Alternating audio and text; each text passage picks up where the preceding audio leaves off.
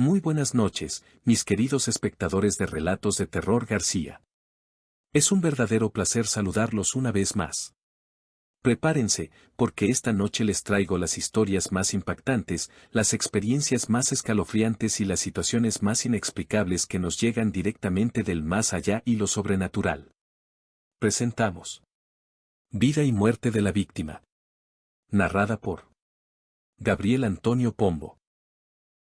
Sin duda la bella irlandesa de ojos azules conocida por los motes de Ginger, Farama y Janete, entre otros, devino la víctima de Jack el Destripador cuya muerte arroja más incógnitas. El domingo, 9 de noviembre de 1888 se encontraría yaciendo en un camastro en la habitación número 13 de la pensión Melrose Court, Whitechapel, al cuerpo mutilado de aquella a la cual se cree que constituyó la última presa humana del feroz asesino victoriano. Resultó ser también la víctima más enigmática de todas, dado lo muy poco que se sabe acerca de su vida. Se ha especulado que la chica suministró información falsa o contradictora sobre sí misma, aunque no está claro si lo hizo por vergüenza de un pasado oscuro o debido al temor a ser localizada por sujetos peligrosos. La futura víctima nació un día indeterminado del año 1863, se presume que en Limerick, Irlanda. Su padre era John Kelly, herrero y capataz de obra, que trasladó a su familia desde Irlanda a Gales, a la localidad de Carmarthen. Otras fuentes indican que a la ciudad de Caernarvonshire, siendo Mary Jane una niña pequeña. La prole de John Kelly y su esposa constaba además de otros 8 infantes, 6 varones y 2 féminas. El único hermano que parece haber seguido apegado a ella una vez que dejó suelo galés fue Henry, apodado Yonto, quien servía en el 2º batallón de la Guardia Escocesa, y le enviaba remesas con modestas sumas de dinero. Pero antes de abandonar Gales la tragedia se ensañó con la adolescente, que se había casado a sus 16 años con un minero de apellido Dedes o Davis, el cual falleció a causa de una explosión en la mina de carbón donde fungía.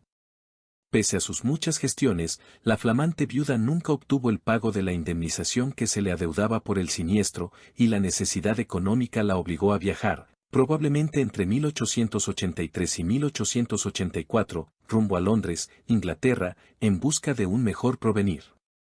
En 1884, durante el apogeo de su fresca juventud, residió en el West End y trabajó en una casa de lenocinio llevando un buen nivel de vida. Por entonces, de acuerdo le contó años más tarde a su pareja Joseph Barner, recibió la propuesta de un caballero de llevarla a París y establecerla como su querida oficial con goce de los beneficios propios de tal estatus.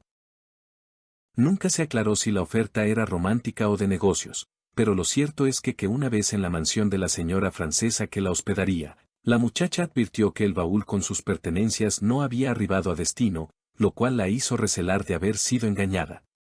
Es probable que fuera forzada a otorgar sus servicios sexuales para provecho de una banda mafiosa local, pero muy pronto logrará huir de la vigilancia de sus explotadores. Su apresurado regreso de a Londres se pudo haber debido a que era perseguida por los proxenetas franceses a quienes se le había escapado la presa.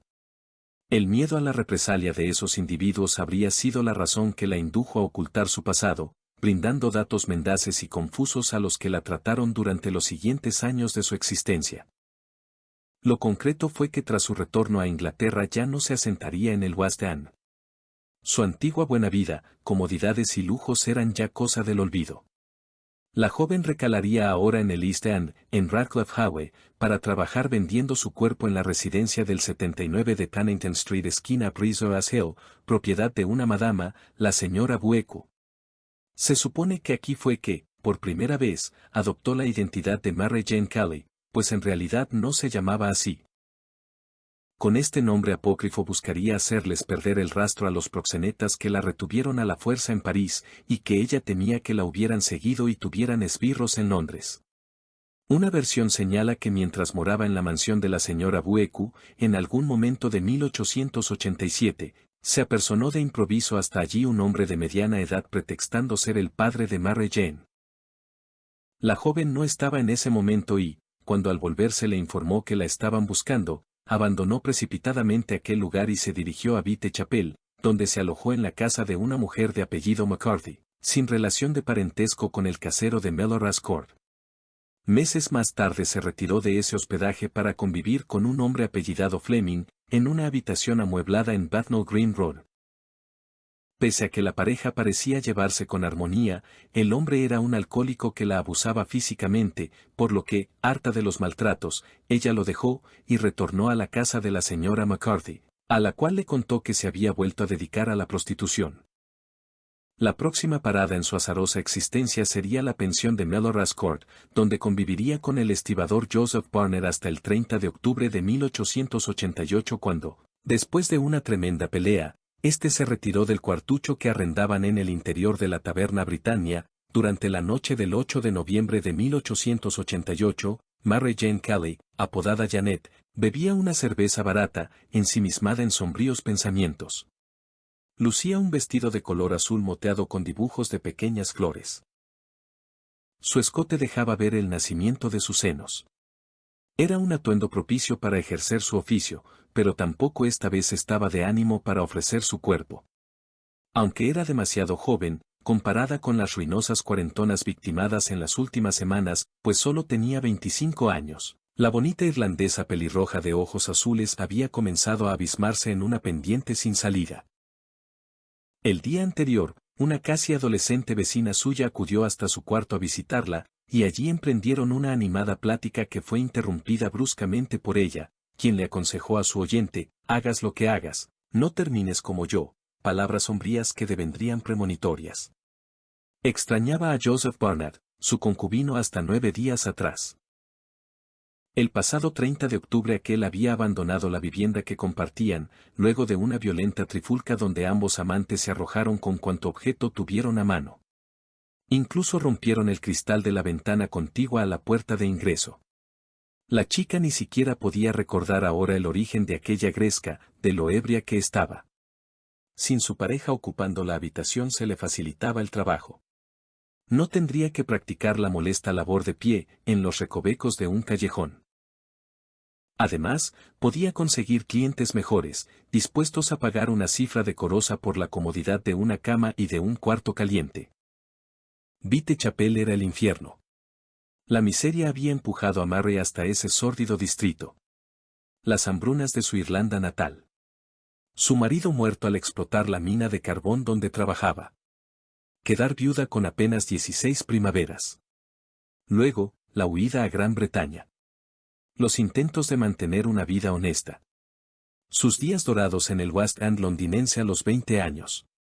Sus amantes ricos, que la mimaban y no le dejaban pasar necesidades. Si hasta vivía cómoda cuando atendía a sus iniciales clientes en la mansión de aquella madame francesa. Buenos años. Grandes sueños. ¿Cómo pudo hundirse tan rápido en el podrido este de Londres?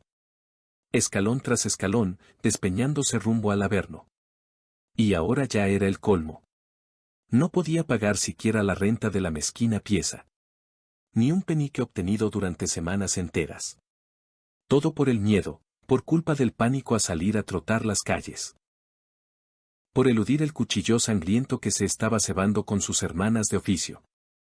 Alguien, o algo, las quería castigar por ser putas, sin importarle que el hambre y la desesperación las forzara a venderse. Por lo menos, pensó, y se conformó, ella no tenía que soportar un chulo que la desplumase. Los peniques que cobraba eran solo suyos. Debía volver a trabajar y recobrar su dignidad.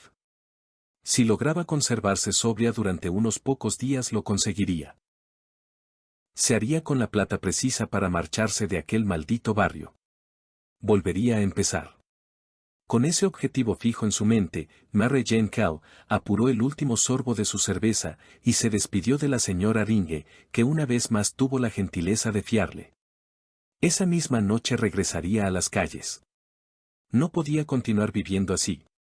Necesitaba ganar dinero. El 8 de noviembre de 1888, en el penúltimo día de su existencia, su casi adolescente vecina Leslie Albrook acudió a su pieza para visitarla, y allí emprendieron una animada plática que fue interrumpida bruscamente por Mary Jane, quien le aconsejó a su oyente: hagas lo que hagas, no termines como yo, palabras sombrías y premonitorias si las hay. El testigo más relevante que informó respecto a las horas postreras de la infortunada prostituta fue George Hutchinson, el cual en una tardía denuncia declaró haberla visto caminando asida del brazo de un cliente muy particular. El deponente describió con suma minucia el aspecto de aquel sujeto, al cual calificó como extranjero, posiblemente judío. La versión de este hombre fue convalidada por los dichos de la vecina Sarah Lewis. Dicha mujer, tanto en la encuesta judicial como en declaraciones formuladas para los periódicos, señaló haber concurrido a Melrose Court entre las 2 y las 3 de la madrugada en la noche del crimen. Al ingresar observó a un sujeto sospechoso, cuya fisonomía coincidía con la de Hutchinson, rondando por la entrada del patio de aquel edificio. La joven Sarah, de 23 años, alegó que había reñido con su esposo, luego se supo que era su concubino, del cual ya tenía un hijo y otro venía en camino, pues estaba embarazada de 5 meses por entonces, y que fue a pernoctar al alojamiento de una familia amiga que allí residía. Sarah también testimonió haber escuchado, cerca de las 4 de esa madrugada, el grito de asesinato prorrumpido por una voz femenina. Pero adujo que no se molestó en salir del apartamento a fin de verificar de dónde procedía el llamado, pues tales barullos eran muy frecuentes por esos lares, y porque no volvió a oír nada más.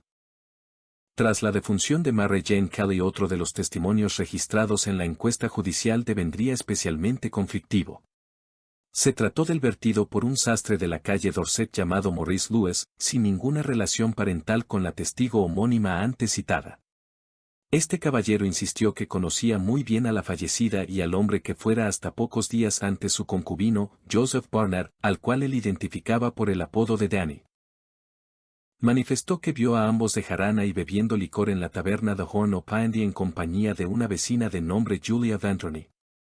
Lo preocupante de esa versión se centró en la hora en que el declarante aseguró haber observado al alegre trío, a saber, las 10 de la mañana del 9 de noviembre de 1888.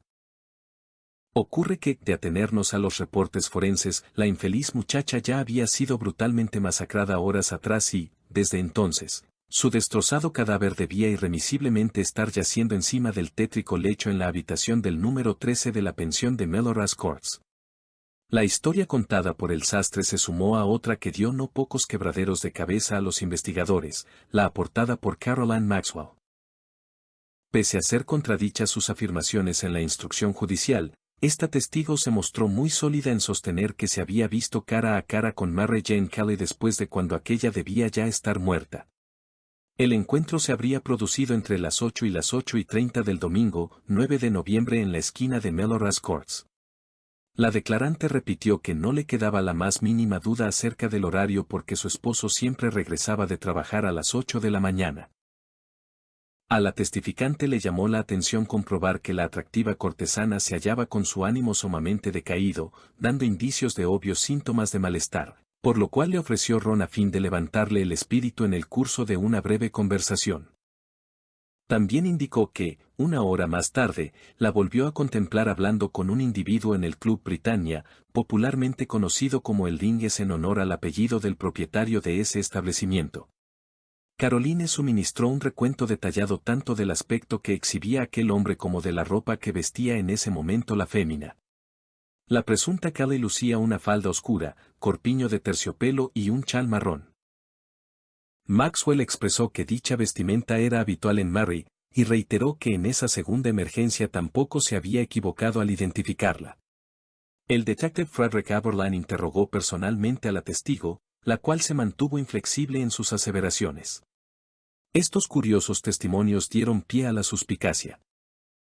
Por ejemplo, en una dudosa versión, se atribuyó al inspector Frederick Aberline haber consultado con un médico llamado Thomas Dutton si no era posible que Mary Jane hubiese sido finiquitada por una mujer que escapó del teatro del crimen usando las ropas de su víctima para disimular, y que fuera a esta a quien los testigos confundieran aquella madrugada con la oxisa.